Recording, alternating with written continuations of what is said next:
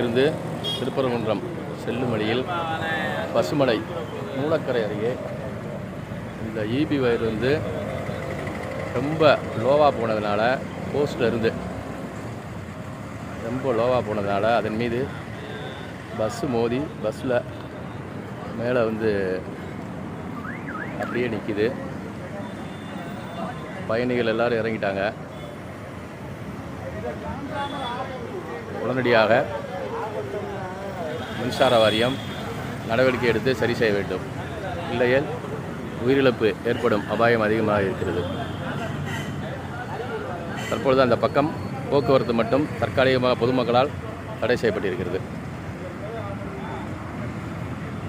S. Muthukumar, வழக்கறிஞர், மாவட்ட தலைவர், சுற்றுச்சூழல் பாதுகாப்பு பிரிவு, மதுரை மாநகர் பாஜக.